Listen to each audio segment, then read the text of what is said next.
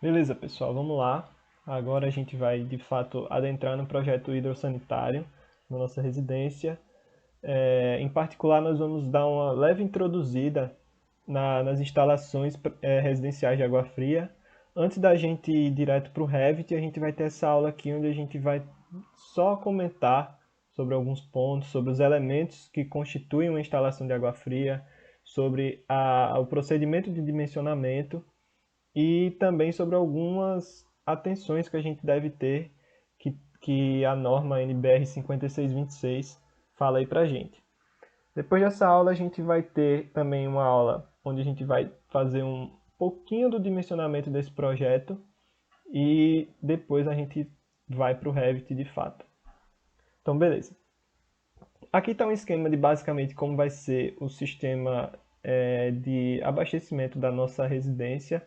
Ele vai ser um sistema indireto, chamado sistema indireto. Existem outros tipos de sistemas. O sistema pode ser direto, onde a alimentação vem direto da rede pública para os pontos de utilização. No indireto, a gente tem a presença de um reservatório antes do abastecimento dos pontos de utilização. Então, a água vem da rede pública, abastece esse reservatório, no caso a caixa d'água, e da caixa d'água vai para os pontos de utilização. Também há o sistema misto, onde a gente tem parte da instalação alimentada diretamente pela rede pública e parte pelo reservatório, mas nesse caso aqui a gente vai ter esse sistema indireto sem bombeamento. Não vai haver a necessidade de ter uma bomba. Também poderia ter, como em prédios, por exemplo, que há necessidade. Então vamos falar aqui, nessa imagem está representado basicamente os elementos que a gente vai ter no total na nossa instalação de água fria. E aí essa imagem é mais para a gente se familiarizar com esses termos que a gente vai estar tratando mais para frente. Então está aqui numerado, o 1, é claro, é o nosso reservatório, que é o primeiro destino que a água vai ter depois de vir da rede pública e entrar no terreno da nossa edificação. Então a nossa caixa d'água ela vai estar lá em cima, e ela deve ser estanque. Estanqueidade vem de não permitir a entrada de nenhum líquido, a não ser, claro, o abastecimento de água, né, papai? Mas o resto não é para entrar, não. Nem poeira, nem insetos, enfim, que possa, né, contaminar a nossa água de abastecimento. Depois daí, do reservatório, a água segue para uma tubulação chamada barrilete. As tubulações que levam a água do reservatório para as colunas, que geralmente estão na minha cobertura, são chamadas de barrilete. Dali, depois do barrilete, todas essas tubulações que saem da caixa d'água devem rumar para as colunas de distribuição, que são as tubulações verticais que vão alimentar cada cômodo cada ambiente que precise ser, claro, alimentado por água fria. É claro que não necessita necessariamente que cada coluna alimente um ambiente. Uma coluna pode alimentar mais de um ambiente. Então depende do projeto, da escolha do projetista, então não tem essa indicação. Então aqui eu já acabei falando, né, do nosso elemento 3, que é a nossa coluna de distribuição, que elas derivam do barrilete e seguem para alimentar os ramais, que são os nossos próximos pontos de interesse. Os ramais são as tubulações horizontais que se originam no final das colunas e levam para os subramais. Sempre que uma tubulação horizontal abastecer mais de um ponto de utilização, ela é chamada de ramal. Então você pode ver que não é só esse tubo aqui que é um ramal, esse aqui já é, porque ele alimenta mais de uma peça.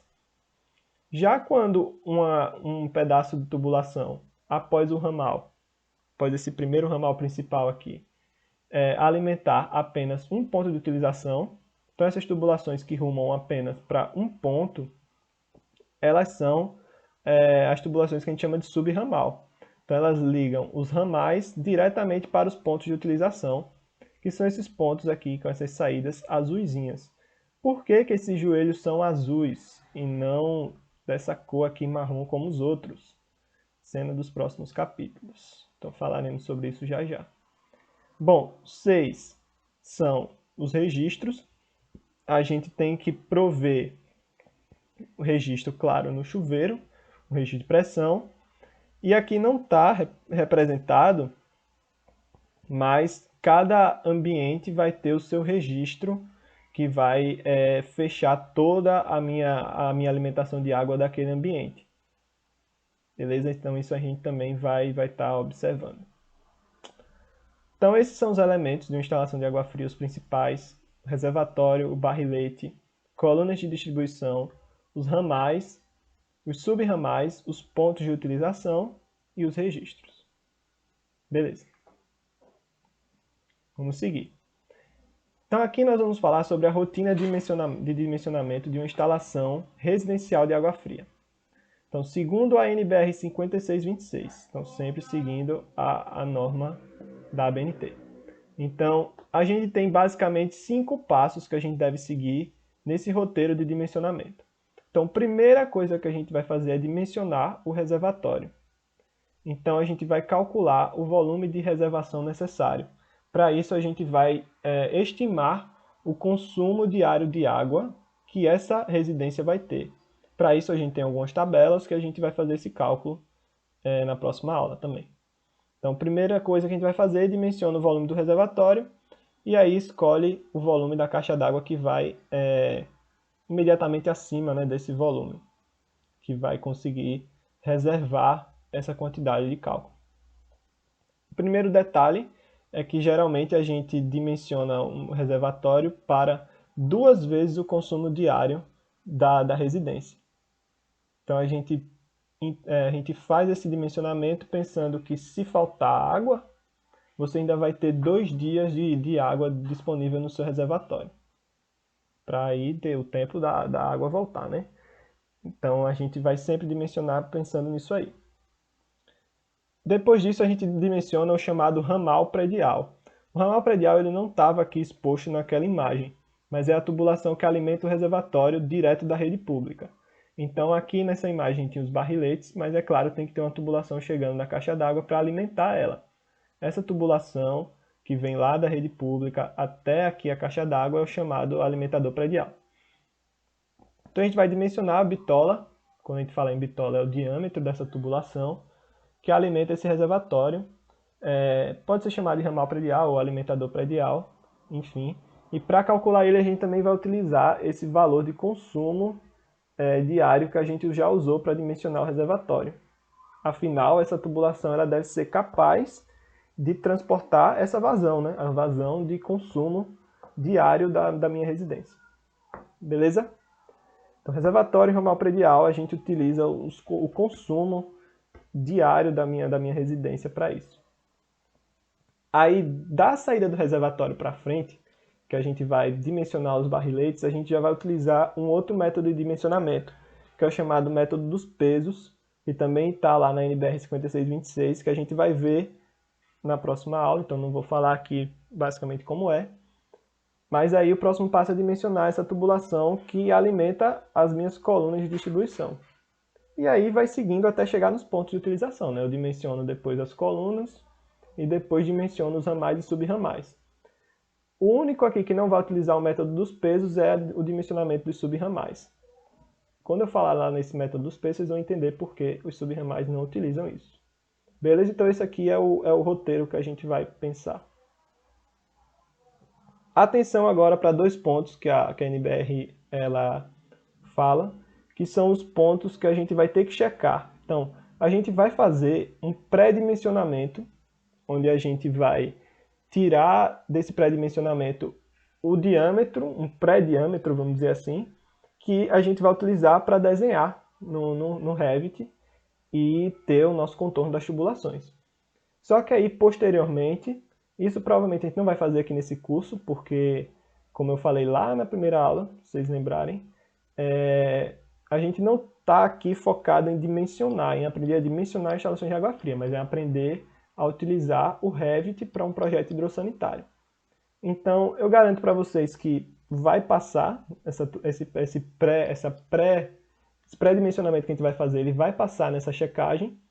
Então, a gente não vai fazer ele para não perder tempo com isso, já que o foco não é o dimensionamento. Mas eu tenho que falar aqui que após esse pré-dimensionamento, que esse a gente realmente vai fazer, a gente tem que checar a pressão mínima nos pontos de utilização. Então, segundo a NBR, a pressão em qualquer ponto da sua tubulação não deve ser inferior a 10 kPa ou 1 metro de coluna d'água, que é a mesma coisa, só que em unidade diferente. Em hidráulica, em instalações de água fria, a unidade que é mais utilizada é o metro de coluna d'água. Então, 1 metro de coluna d'água é aproximadamente 10 kPa. Na verdade, não é 10 exato, mas a gente utiliza 10 porque, né, tem que simplificar. Então, todo mundo simplifica para 10. Com exceção do ponto da caixa de descarga, que é o único onde esse valor deve ter no mínimo 5 kPa, meio metro de coluna d'água.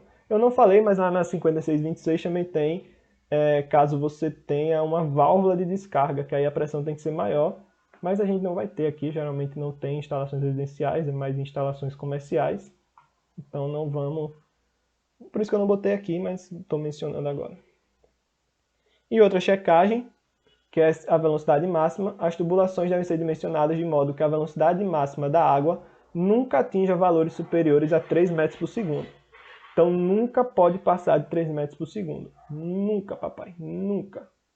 Mas nunca mesmo. Beleza? E essa checagem aqui da velocidade já é mais fácil. Então a gente vai até fazer ela no pré-dimensionamento, porque ela é bem rápida.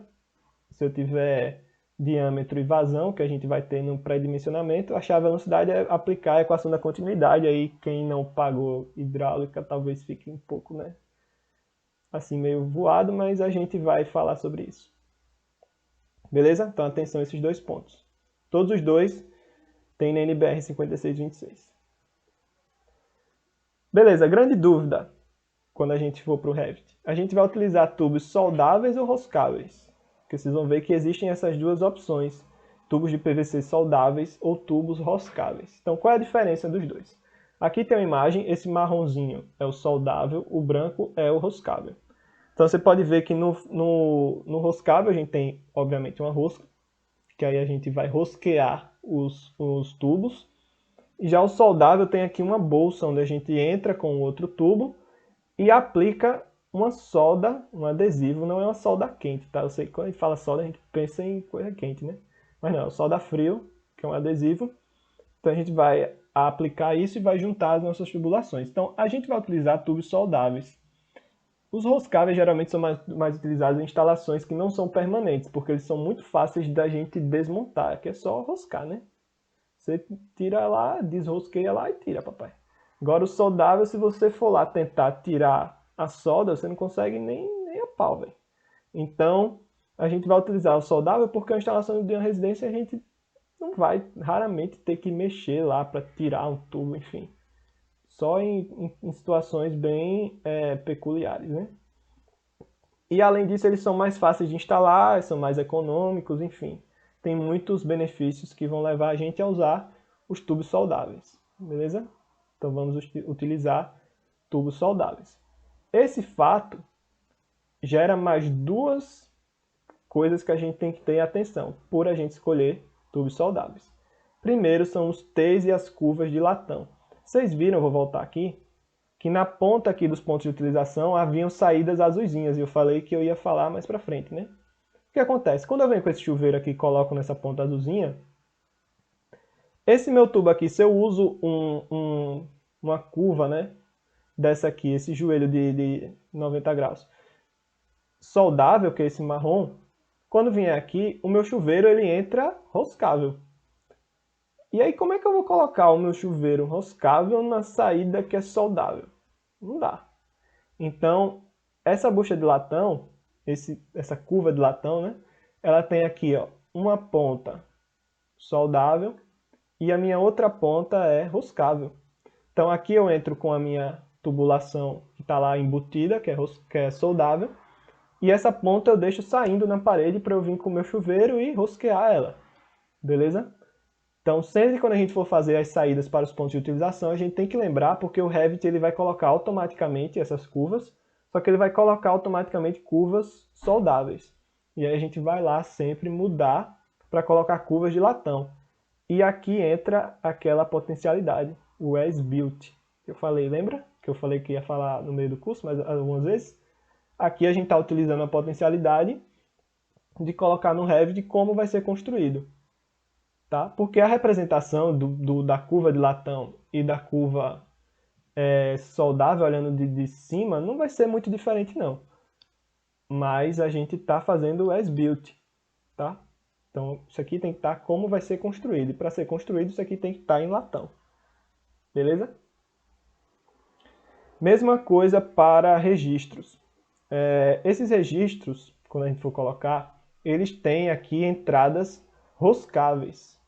E a minha tubulação, quando vem para cá, para chegar no registro, ela vem soldável. Então a gente vai utilizar essas pecinhas aqui, que são esses adaptadores, que ele tem aqui uma bolsa e uma rosca. Então a bolsa recebe o tubo soldável e ele está roscado, sei lá se essa palavra existe. Ele está rosqueado no meu registro, né? A gente já colocou ele lá e ele encaixa nessa entrada que é roscável. Então, sempre quando a gente for colocar os registros, a gente vai se atentar à colocação desses adaptadores também. Beleza? Então, outra coisa para a gente notar, outro quesito que encaixa no as-built. Beleza? Então é isso, essa introdução das instalações de água fria. A gente falou aqui um pouco sobre alguns elementos mais teóricos para a gente entender quais elementos fazem parte dessas instalações. Então na próxima aula a gente vai fazer o nosso pré-dimensionamento que eu falei. E depois dessa próxima aula a gente já vai para o Revit para lançar as tubulações, beleza? Então, até lá!